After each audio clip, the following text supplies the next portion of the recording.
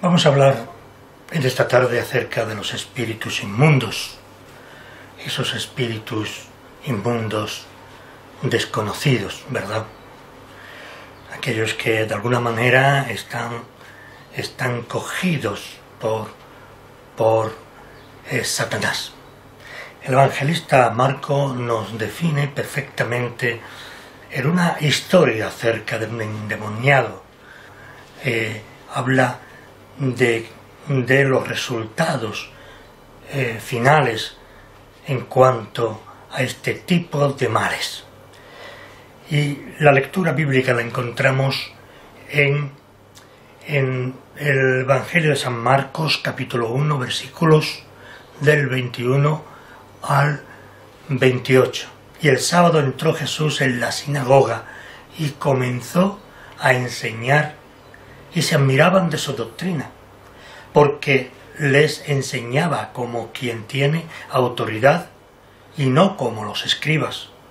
Pero había en la sinagoga de ellos un hombre con espíritu inmundo que gritó: «¡Ah! ¿Qué tienes con nosotros, Jesús Nazareno? Sé quién eres, el Santo de Dios». Entonces Jesús lo reprendió diciendo: «Cállate y sal de él». Y el espíritu inmundo, sacudiéndolo con violencia y dando un alarido, salió de él. Todos se asombraron de tal manera que discutían entre sí diciendo: «¿Qué es esto?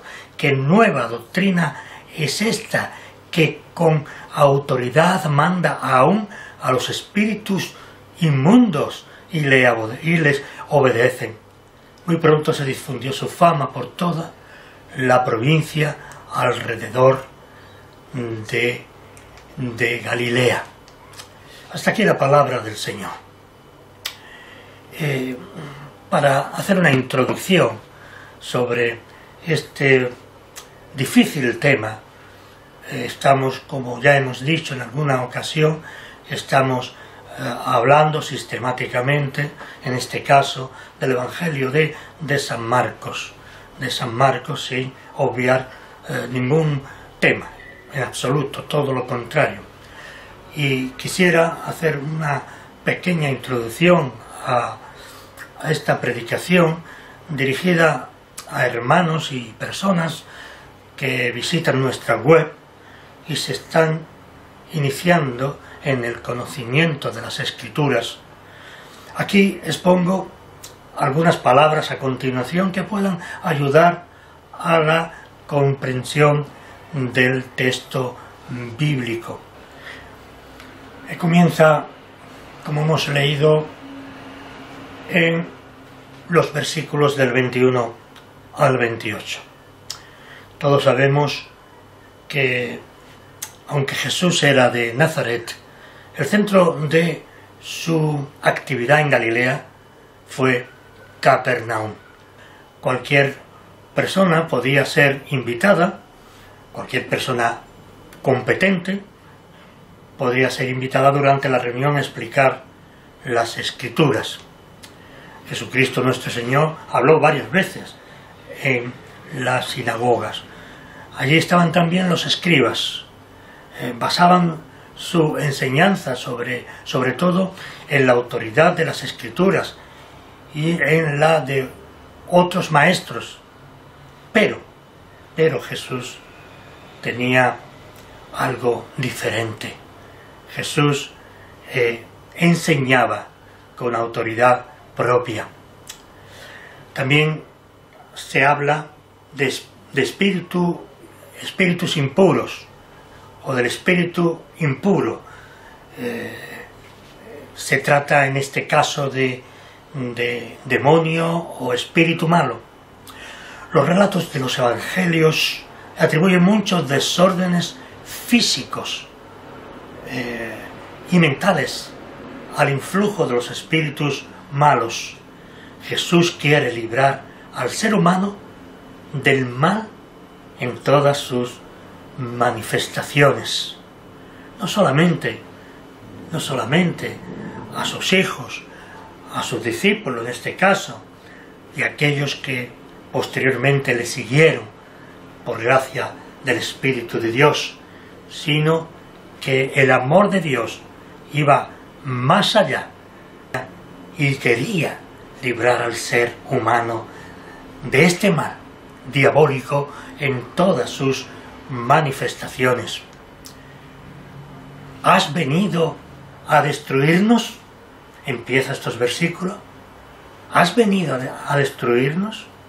Aquí vemos cómo los endemoniados se dan perfecta cuenta de lo que representa Jesucristo en contra del demonismo, de esos espíritus. Esta frase puede traducirse como una afirmación. ¿Has venido a destruirnos? ¿Has venido a destruirnos? Vivimos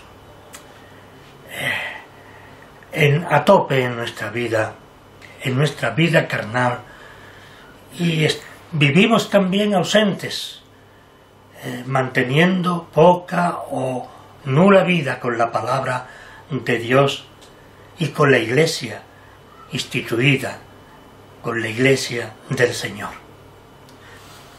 Mucha gente, y a veces también los creyentes, ni nos inmutamos ante la desdicha que representa el olvido, poniéndolo entre comillas, por las consecuencias que representan ese olvido para nuestra vida espiritual, para una vida espiritual sana, para una vida de comunicación con Dios y con Jesucristo, en una vida donde el Espíritu Santo trabaja para mantener ese espíritu al día, es decir, perdonadme la expresión, para mantenerlo firme por el poder de Dios.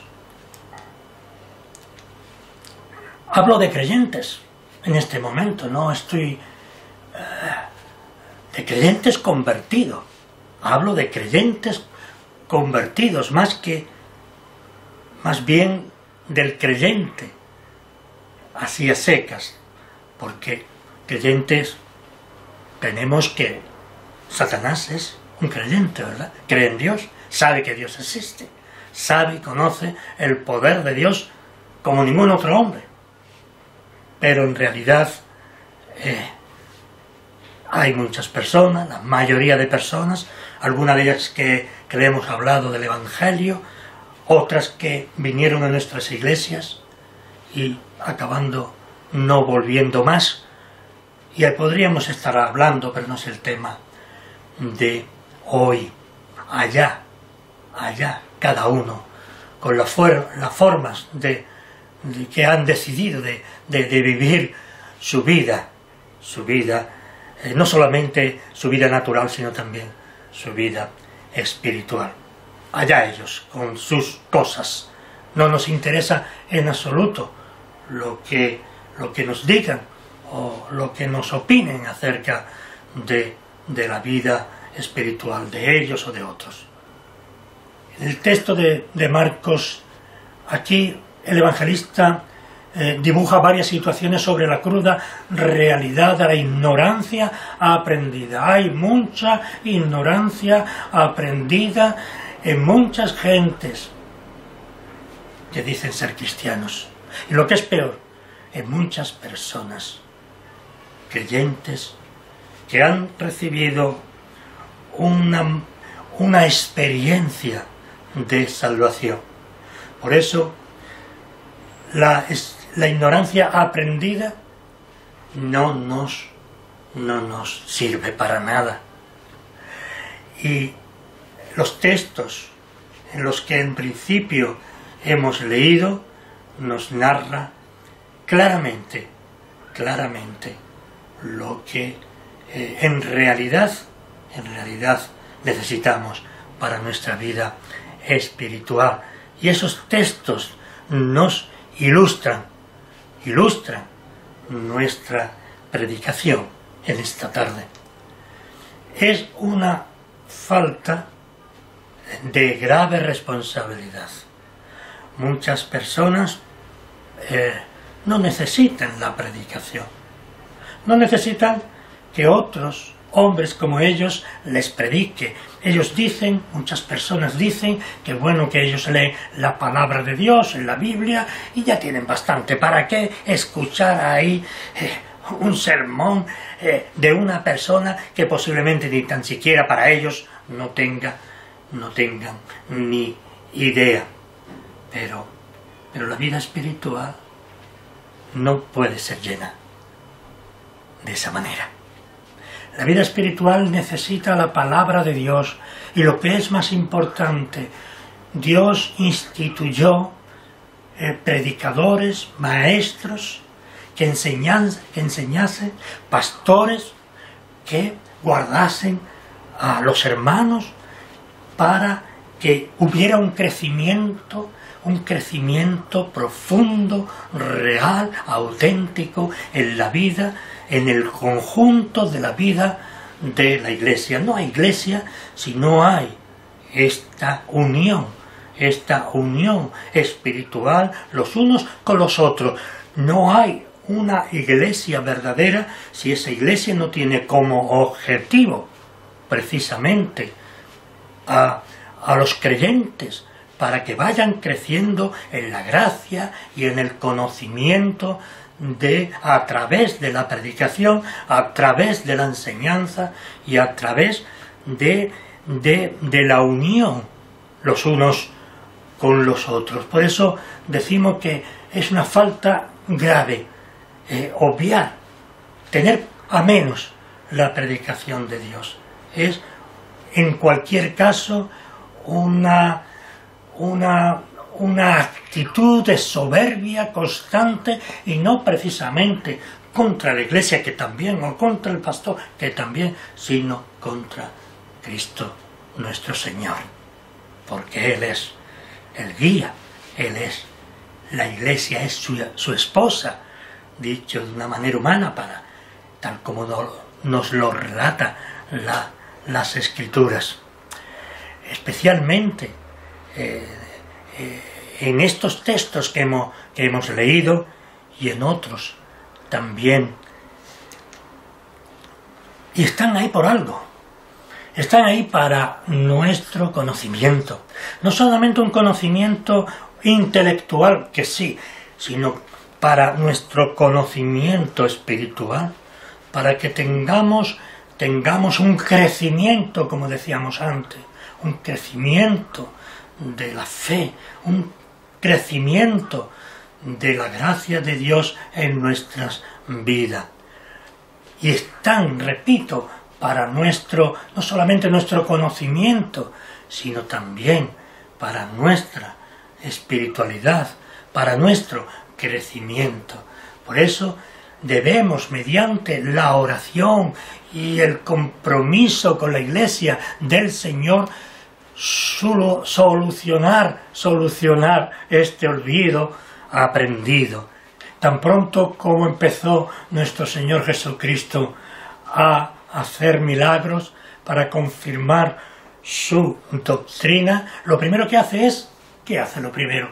Echar fuera el dominio que ejercía Satanás sobre un poseso de la sinagoga de Capernaum. Y había en la sinagoga, como nos dice el versículo 23 del texto, y había en la sinagoga de ellos un hombre con espíritu inmundo.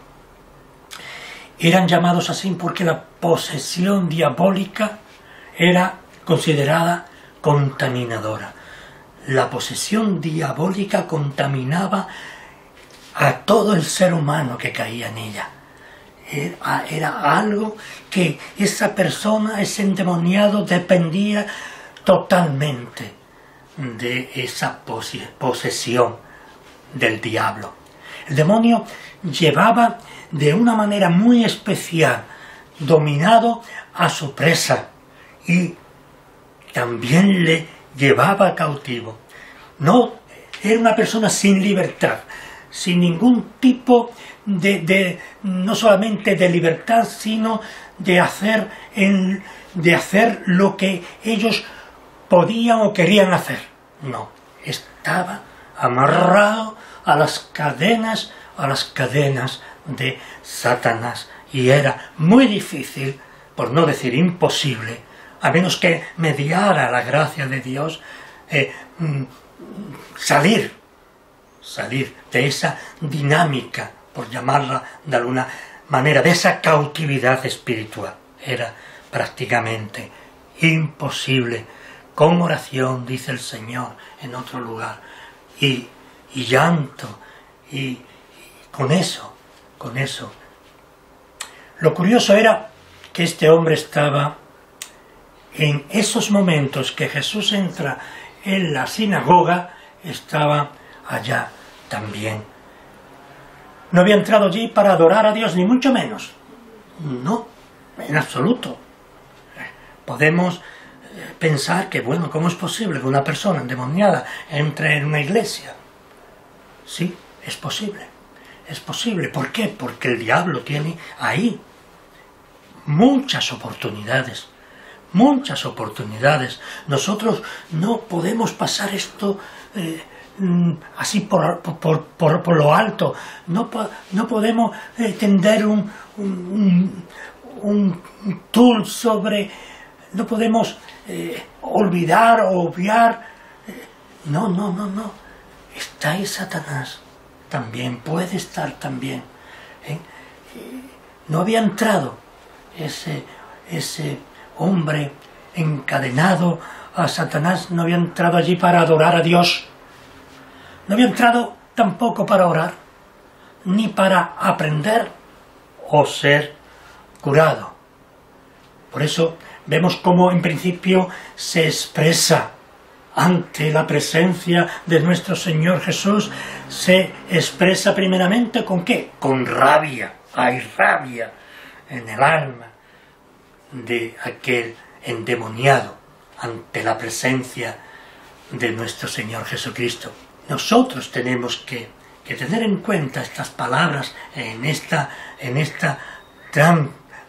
tarde. Hubo una manifestación satánica ante la presencia de Jesús. Nosotros muchas veces tenemos oposición. El predicador a veces se siente con oposición para predicar. Y muchos de nosotros en otra medida también. Dice el texto que dio voces como quien se siente angustiado. Eran unas voces de angustia, de desesperación de un hombre poseído por Satanás. En el versículo 24, este poseso llama a Jesús y le llama por primera vez en las Escrituras, lo encontramos, le llama Jesús Nazareno. Nadie hasta ese momento había llamado a Jesucristo, nuestro Señor Jesús Nazareno. Y fue el primer hombre que, aunque endemoniado, que se dirigió a él con ese nombre de Jesús Nazareno. Por eso, aquel hombre no tiene más remedio que confesar que Jesús es el Santo de Dios. Que Jesús es el Santo de Dios. Aquí vemos que el mundo puede tener una noción correcta sin tener la fe ni el amor que conduce a Cristo. Santiago, el apóstol Santiago, en su carta, en el capítulo 2, versículo 19, dice: tú crees que Dios es uno, bien haces. Y ten atento a lo que dice ahora después. También los demonios creen y tiemblan. No lo olvidemos. No olvidemos que también los demonios creen y tiemblan. ¿Tú crees que Dios es uno? Está bien, bien haces. Pero no olvidemos la segunda parte del capítulo 2 de Santiago. Es importante. Creer no significa todo. Se puede ser creyente. Pero lo que hablamos aquí es porque es importante ir más allá de esta palabra. Ser creyente, porque Dios ha cambiado tu vida, porque Él te ha dado una nueva dimensión, porque ahora conoces que Jesús es tu Salvador, que le has reconocido como tu único y suficiente Salvador. La profesión de fe de muchas personas nominalmente religiosas no llega más allá de la fe de los demonios. Exactamente lo mismo, porque como vemos también los demonios, y es importante que lo repita una vez más, los demonios son creyentes, porque creen, porque saben que Jesús de Nazaret, que Jesús es una realidad espiritual y necesaria en la vida de todo hombre y mujer. Aquellos que por la gracia de Dios han llegado al conocimiento de esa fe, de esa salvación. Gloria a Dios. Por eso vemos la actitud de los demonios, que no podían aguantar la presencia ni el poder de nuestro Señor Jesucristo. No podían resistir aquella presencia. La presencia de aquel hombre verdadero, como repito tantas veces, de Dios verdadero. Ellos sabían, ellos conocían. Satanás conoce perfectamente a nuestro Señor Jesucristo y sabe muy bien, mejor que tú, mejor que yo, a una manera intelectual, lo que conocemos y lo que no conocemos. ¿Qué tenemos, dice los diablos, el diablo a través de aquel hombre? O los diablos en realidad, parece que había más. ¿Qué tenemos que ver contigo? Has venido a destruirnos. Dicen estos en nuestro texto. La gracia de Dios no se limita a unas pocas personas, sino que es universal también esa gracia, porque la gracia de Dios ha tocado y toca y tocará hasta el día final a hombres, mujeres, ancianos de todo país, de toda raza, de todo. ¿Qué tenemos? Repito el texto, ¿qué tenemos que ver contigo? Has venido a destruirnos. Ellos conocían, repito, conocían el poder, el origen, y conocían a Jesús. Por eso debemos dar gracias al Señor, porque hasta que haya un poco de aliento en el ser humano, habrá esperanza. Tenemos que orar por esas personas que amamos y queremos, porque todavía la puerta de la gracia está abierta para aquellas personas que conocemos, que amamos, para aquellos que necesitamos que vayan a Jesús a los pies de la cruz y confiesen sus pecados y se arrepientan. Debemos dar gracias a Dios por su amor y su misericordia, porque hasta que haya un poquito de aliento en el ser humano, hasta ese momento habrá esperanza por el amor de Dios. El Señor, no olvidemos que amó al mundo de una manera tan particular. Amó al mundo que, fijaos bien, que dio hasta su propio Hijo, a su único Hijo, para que su único Hijo pagara el precio de nuestro pecado y nuestra muerte. Él, pues, en ese sentido que estamos hablando, Él, pues, ofrece gratuitamente el agua de la vida, mientras que tú tengas sed. Es necesario para beber tener sed. Por eso el mundo no necesita del agua de la vida. Por eso el ser humano natural rechaza a Dios. Por eso Satanás tiene ahí un campo enorme, hablando a los corazones de esa gente para que se deje de historias, para que vivan la vida, para que disfruten, porque claro, es el tiempo que tienes tú, ¿verdad? Pero hay una grave equivocación, es muerte, esa idea es muerte, es muerte. Él ofrece, repito, gratuitamente el agua de la vida. Y sabemos que en ese mundo que nos encontramos, a familiares muy cercanos a nosotros, amigos, a conocidos, a vecinos, vemos que no viven una vida adecuada, porque la felicidad no está en nosotros, ni en las cosas que podamos tener, ni en el dinero, ni el disfrute de la vida, es nada de eso, ni mucho menos. Nosotros somos algo más que el cuerpo, que este cuerpo. Yo soy algo más que este cuerpo. Mi espíritu es del Señor. Yo y mis hermanos bebemos de ese agua de la vida.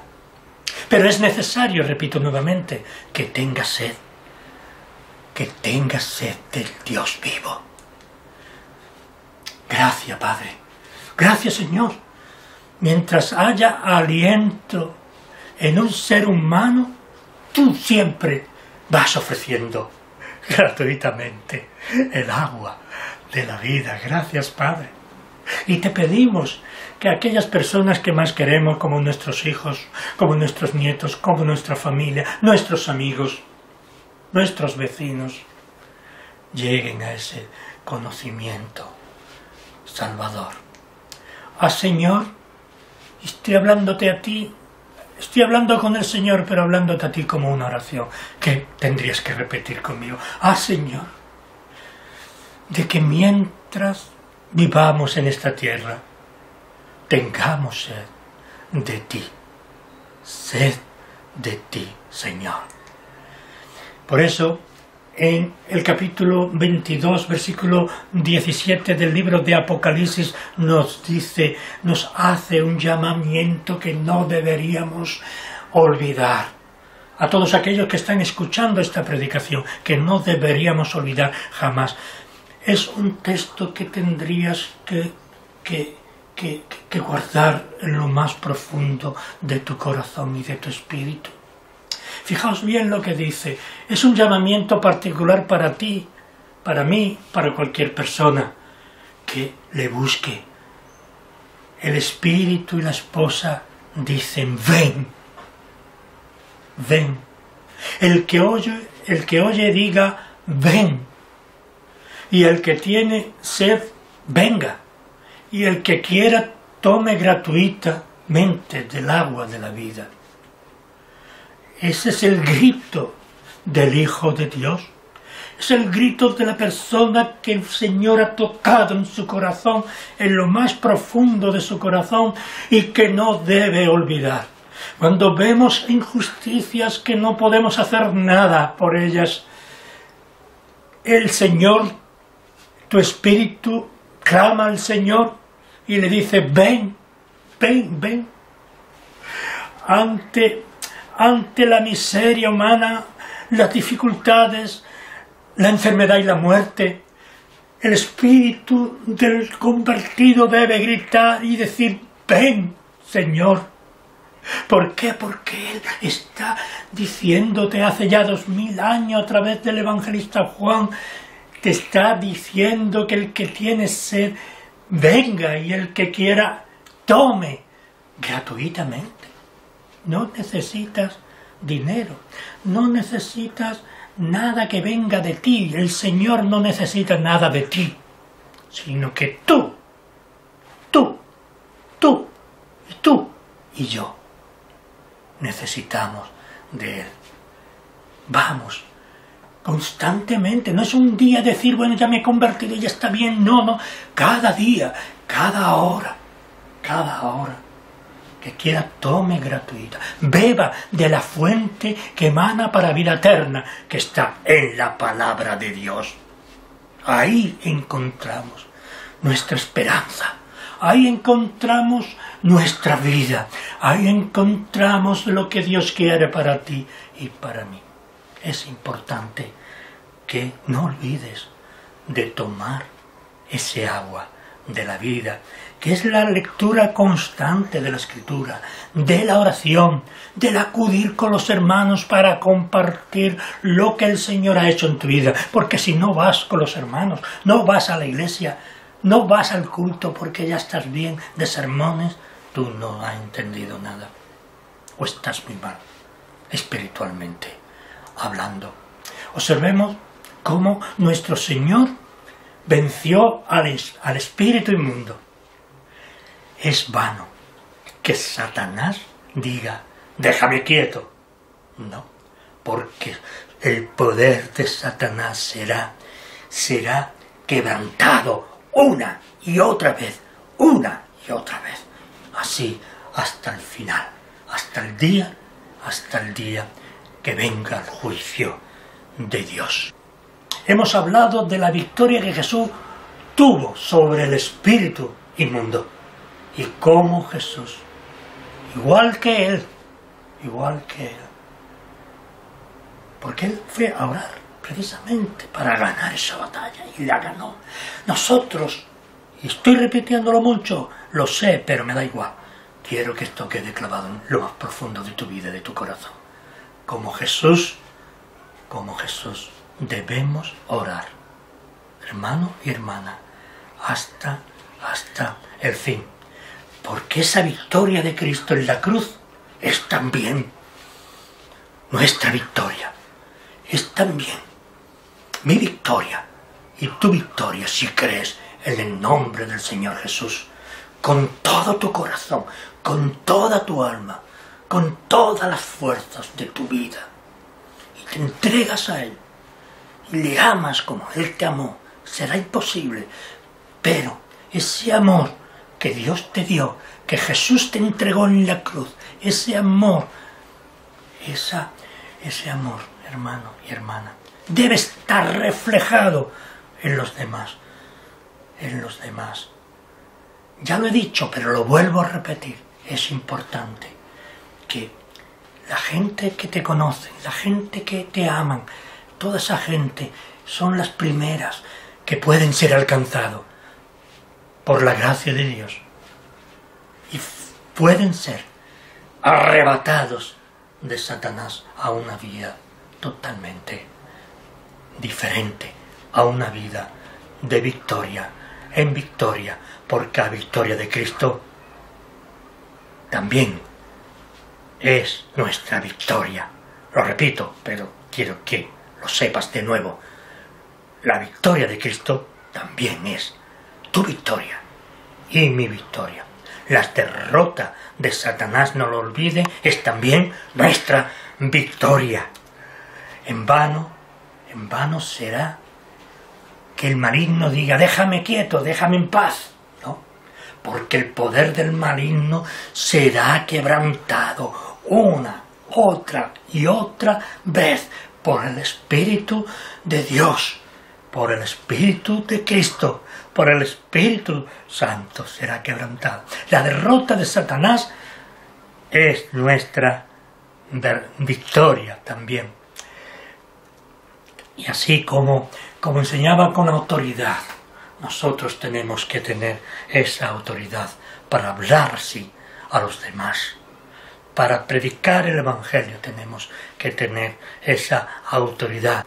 Así también Él curaba y curará y seguirá curando nuestras llagas del pecado. E hizo callar al diablo, al demonio. Y aquí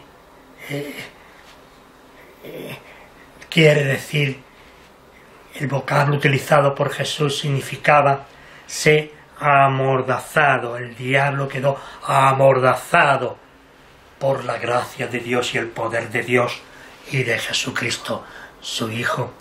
Cristo, hermano, hermana, tiene la mordaza para hacer callar a los espíritus, tanto cuando adulan como cuando aúllan, que también aúllan. Y algo más, no solo manda a los espíritus a que callen, sino que les manda, como en el caso de este hombre endemoniado, a salir del hombre. Él tiene fuerza y poder para hacer salir a Satanás de las vidas de mucha gente, más de la que nosotros nos imaginamos. No se trata de las manifestaciones que había entonces y que puede haber ahora de Satanás o de los diablos. No. Hay también en una vida pecaminosa, en una vida lejana de Dios, ahí está Satanás. Pero el poder de Dios, el poder del Espíritu Santo, el poder de Jesucristo, nuestro único y suficiente Salvador, tiene poder para mandar a los espíritus que callen. Y no solamente que callen, sino que salgan de aquellos hombres y mujeres que Él se los arrebata, por los cuales Él murió. Los espíritus inmundos no tienen otro camino sino obedecer. No tienen otro camino sino obedecer al mandato, al requerimiento de Dios, como leemos aquí en estos textos. Y el espíritu inmundo, dice uno de los textos que estamos tratando en esta tarde, el espíritu impuro, sacudiéndolo con violencia y dando alarido, salió de él, salió de aquel hombre, y aquel hombre quedó curado. Fue otra persona y fue uno más de los hijos de Dios. Como no podía hacer nada contra Jesús, ¿qué es lo que hace el diablo? Se cebó con aquella persona, haciéndola agitarse convulsivamente, pero como hemos visto no le sirvió de nada, porque cuando Cristo libra a las almas, a las pobres almas del poder de Satanás, se producen fuertes convulsiones dentro del corazón. Por eso leíamos que salió de él dando un gran grito. Pero en la lengua del poseso fue un grito no de angustia ni de dolor, sino que en aquel hombre que quedó libre de Satanás fue un grito de gozo. Un grito de gozo al experimentar su liberación por medio de Jesucristo. Es el mismo grito sordo que hay en el corazón del convertido, de ese momento en el que el convertido ha visto claramente lo que Dios quiere para él. Ha visto y ha sentido en lo más profundo de su corazón el poder de Dios en su vida. Ha sentido liberación por medio de Jesús de Nazaret. Todos, dice el versículo 27, quedaron atónitos. No se podían explicar qué ha pasado aquí. ¿Qué hombre es este que hasta los diablos le temen? ¿Quién es? No conocía a Jesús, especialmente los fariseos y los saduceos. No tenían conocimiento, sí, mucho conocimiento de la Escritura, un conocimiento intelectual, pero sus corazones estaban vacíos, quedaron todos atónitos, nos dice el versículo 27. Y fue tal la sorpresa que comenzaron a discutir entre ellos, dice la Escritura, y a preguntarse unos a otros, ¿qué es esto? ¿Qué ha pasado? ¿Qué ha pasado? Ciertamente, tuvieron que declarar que la doctrina de Cristo venía de Dios, al ser confirmada por aquel impresionante portento. Tuvieron que reconocer el origen divino de nuestro Señor Jesucristo. Por eso, a pesar del intento de los exorcistas judíos que pretendían echar, y quizá echaban, según nos explica el Evangelio, según San Mateo en el capítulo 12, 27, por medio de invocaciones de los espíritus inmundos, pero lo que hizo Jesús nada tenía que ver con esto, nada en absoluto, nada que ver. da órdenes incluso a los espíritus inmundos y le obedecen, decían aquellos grandes prohombres. Da órdenes a los espíritus y le obedecen. ¿Qué hombre es este? ¿Quién es? Si lo conocieran, si conocieran a Jesucristo, daría gracia a Dios por ello. Jesucristo tiene el poder, el control, mejor dicho. Jesucristo tiene el control de los espíritus infernales, de los malos espíritus, de los espíritus del diablo. Hizo que se elevase aquí, pues claro, ante tamaña cosa que se origina allí, ¿verdad? Hizo que se elevase su reputación, es evidente y humano, entre quienes habían presenciado aquel hecho único. Y muy pronto, dice el versículo 28, se extendió su fama por toda la comarca circunvecina de Galilea. Él no buscaba nada de esto. ¿Verdad? Pero se extendió esa fama de Jesucristo, nuestro Señor, como dice, por toda la comarca de Galilea, versículo 28. El relato, pues, de lo sucedido pasó, como era natural, estoy diciendo, pasó de boca en boca con la misma exclamación: una nueva enseñanza y expuesta con autoridad. Así que universalmente fue admitido por aquella región que era un maestro venido de Dios.